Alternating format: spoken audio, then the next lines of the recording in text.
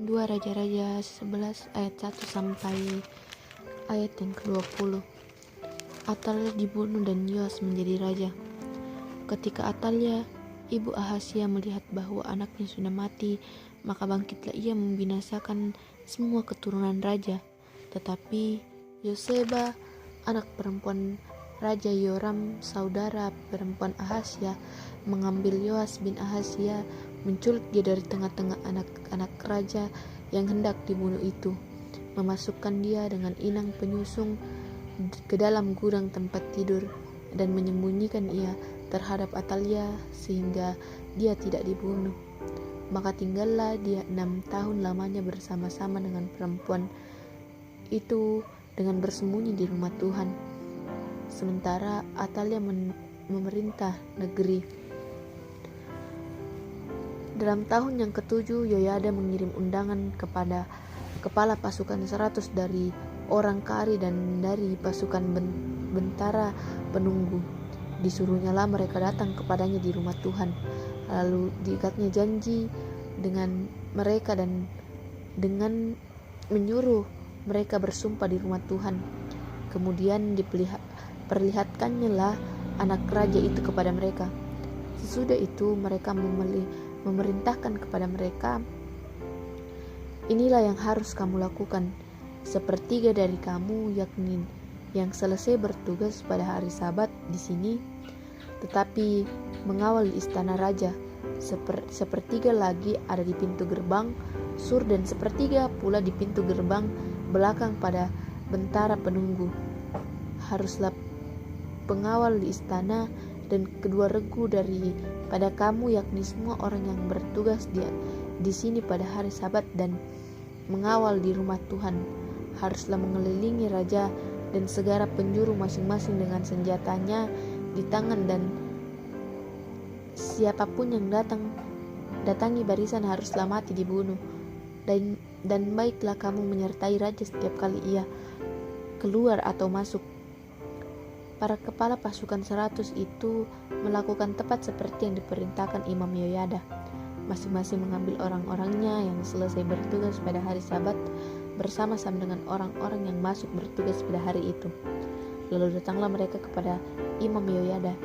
Imam memberi kepada mereka, kepala pasukan 100 itu, tombak-tombak dan perisai-perisai kepunyaan Raja Daud yang ada di rumah Tuhan.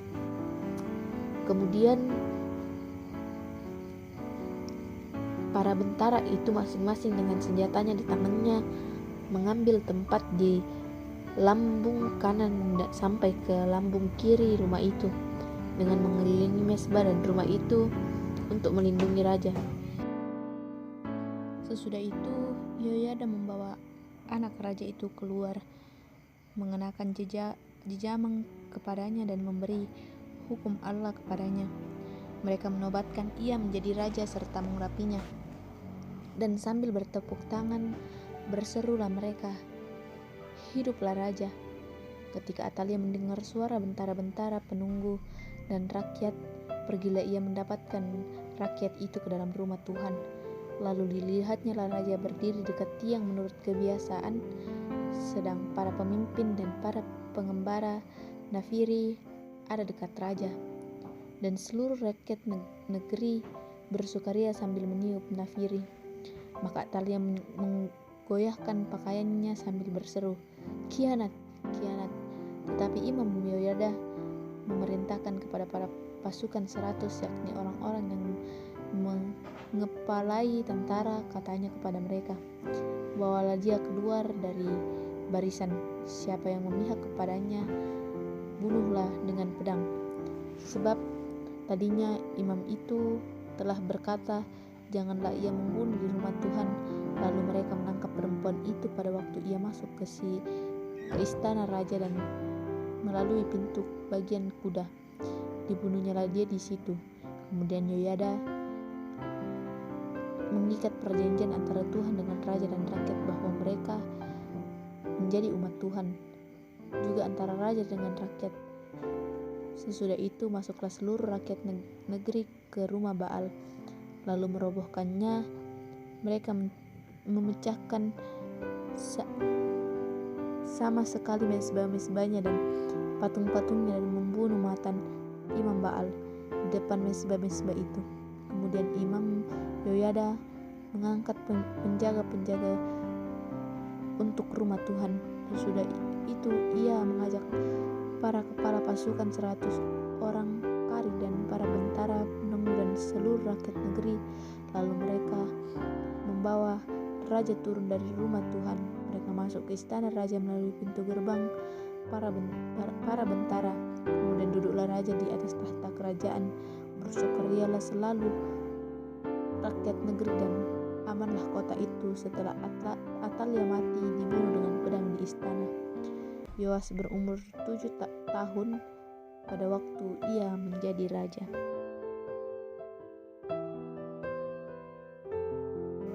Dua Raja-Raja 12 ayat 1 sampai 21. Yoas Raja Yehuda. Dalam tahun ke-7 zaman Yehu, Yoas menjadi raja dan 40 tahun lamanya ia memerintah di Yerusalem. Nama ibunya ialah Zibia dan dari Beersheba. Yoas melakukan apa yang benar di mata Tuhan seumur hidupnya selama Imam Yoyada mengajar dia. Namun demikian, bukit-bukit pengorbanan tidaklah dijauhkan. Bangsa itu masih mempersembahkan dan membakar korban di bukit-bukit itu. Berkatalah Yoas kepada para imam, segala uang yang dibawa ke dalam rumah Tuhan sebagai persembahan kudus, yakni uang masuk untuk pencatatan jiwa, uang tebusan jiwa menurut penilaian yang berlaku untuk seseorang, dan segala uang yang dibawa ke rumah Tuhan oleh dorongan hati seseorang, baiklah para imam sendiri menerimanya masing-masing dari kenalannya dan memakainya untuk memperbaiki yang rusak pada rumah itu, di mana saja terdapat kerusakan. Tetapi dalam tahun ke-23 zaman Raja Yoas, para imam belum juga memperbaiki kerusakan rumah itu. Sebab itu Raja Yoas memanggil Imam Yoyada dan imam-imam lain serta berkata kepada mereka, "Mengapa kamu tidak memperbaiki kerusakan rumah itu? Maka sekarang tidak boleh lagi kamu menerima uang dari kenalan-kenalanmu, tetapi serahkan uang itu untuk memperbaiki kerusakan rumah itu." Lalu setujulah para imam itu untuk tidak menerima uang dari rakyat, tetapi mereka pun tidak usah lagi memperbaiki kerusakan rumah itu. Kemudian Imam Yoyada mengambil sebuah peti, membuat lubang pada tutupnya dan menaruhnya di samping mesbah di sebelah kanan apabila orang masuk ke rumah Tuhan. Para imam penjaga pintu menaruh ke dalamnya segala uang yang dibawa orang ke dalam rumah Tuhan. Dan apabila dilihat mereka bahwa sudah banyak uang dalam peti itu, maka datanglah penitra raja beserta imam besar, lalu membungkus dan menghitung uang yang terdapat dalam rumah Tuhan itu. Mereka menyerahkan jumlah uang yang ditentukan ke tangan para pekerja yang diangkat mengawasi rumah Tuhan, dan mereka ini membayarkannya kepada tukang-tukang kayu, kepada tukang-tukang bangunan yang mengerjakan rumah Tuhan itu, kepada tukang-tukang tembok dan kepada tukang-tukang pemahat batu. Mereka memakai juga bagi pembeli kayu dan batu pahat untuk memperbaiki rumah Tuhan, dan bagi segala pengeluaran untuk memperbaiki rumah itu. Tetapi untuk rumah Tuhan tidaklah dibuat pasu perak, pisau, bokor penyiram, nifiri atau sesuatu perkakas emas dan perak dari uang yang telah dibawa ke dalam rumah Tuhan itu, melainkan mereka menyerahkan kepada para pekerja supaya dipakai memperbaiki rumah Tuhan. Mereka kemudian tidak mengadakan perhitungan dengan orang-orang yang diserahi uang itu untuk memberikan kepada tukang-tukang, sebab mereka bekerja dengan jujur. Tetapi uang pengorbanan penebus salah dan uang pengorbanan penghapus dosa tidaklah dibawa ke dalam rumah Tuhan. Semuanya itu adalah bagian para imam.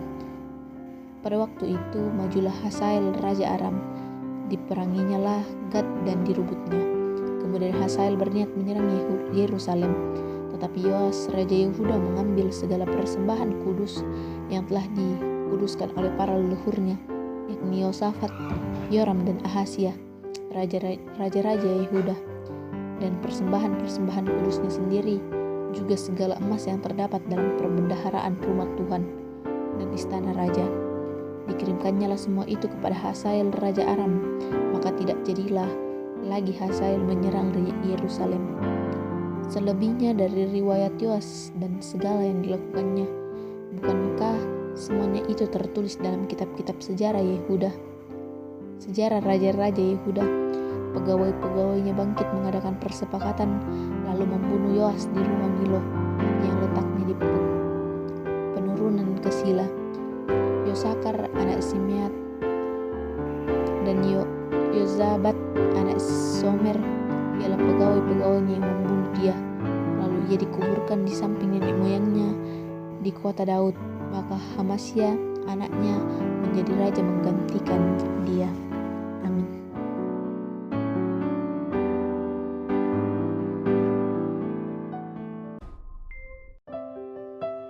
Raja-Raja 13 ayat 1-25. Yoahas Raja Israel. Dalam tahun ke-23 zaman Yoas bin Ahasya Raja Yehuda, Yoahas anak Yehu menjadi raja atas Israel di Samaria. Ia memerintah 17 tahun lamanya. Ia melakukan apa yang jahat di mata Tuhan, dan ia hidup menurut dosa Yerobeam bin Nebat yang mengakibatkan orang Israel berdosa pula. Ia tidak menjauhinya. Sebab itu bangkitlah murka Tuhan terhadap Israel, lalu diserahkannya lah mereka ke dalam tangan Hazael Raja Aram dan ke dalam tangan Ben-Hadad anak Hazael selama zaman itu. Tetapi kemudian Yoahas memohon belas kasihan kepada Tuhan, dan Tuhan mendengarkan dia, sebab ia telah melihat bagaimana beratnya orang Israel ditindas oleh Raja Aram. Tuhan memberikan kepadanya orang Israel sebagai penolong, sehingga mereka lepas dari tangan Aram dan dapat duduk di kemah-kemah mereka seperti yang sudah-sudah. Hanya mereka tidak menjauhi dosa-dosa keluarga Yerobeam yang mengakibatkan orang Israel berdosa pula, melainkan mereka terus hidup dalam dosa itu. Juga patung Asyerah masih berdiri di Samaria, sebab tidak ada laskar ditinggalkan pada Yoahas selain dari 50 orang berkuda dan 10 kereta dan 10.000 orang berjalan kaki. Sebab Raja Aram telah membinasakan mereka dan menipu mereka seperti abu pengikiran. Selebihnya dari riwayat Yoahas dan segala yang dilakukan dan kepahlawanannya, bukankah semua itu tertulis dalam kitab sejarah raja-raja Israel? Kemudian Yoahas mendapat perhentian bersama-sama dengan nenek moyangnya, dan dia dikubur di Samaria. Maka Yoahas anak raja menggantikan dia dalam tahun ke-37 zaman Yoas Raja Yehuda. Yoas anak Yoahas menjadi raja atas Israel di Samaria. Ia memerintah 16 tahun lamanya.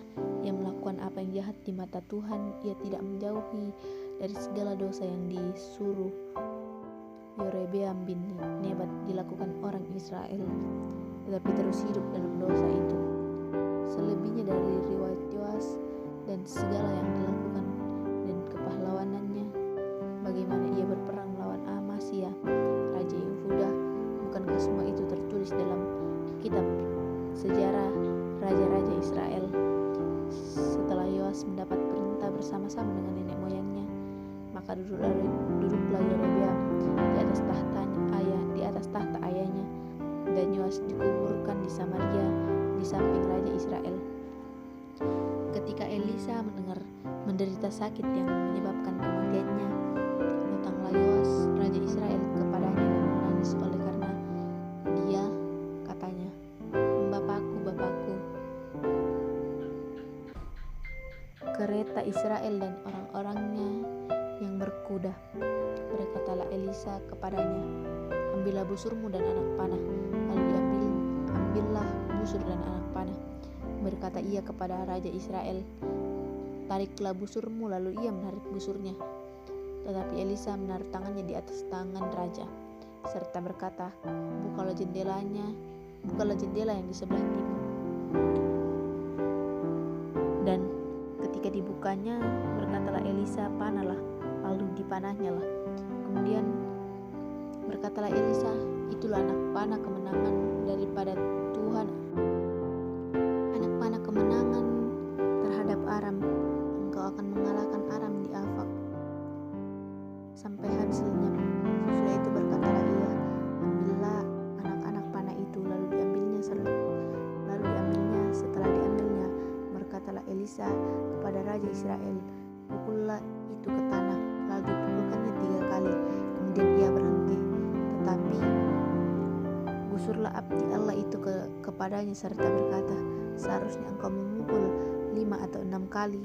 Dengan berbuat demikian engkau akan memukul Aram sampai habis lenyap. Tetapi sekarang hanya 3 kali saja engkau akan memukul Aram. Sesudah itu matilah Elisa, lalu ia dikuburkan. Adapun gerombolan Moab sering memasuki negeri itu pada pergantian tahun.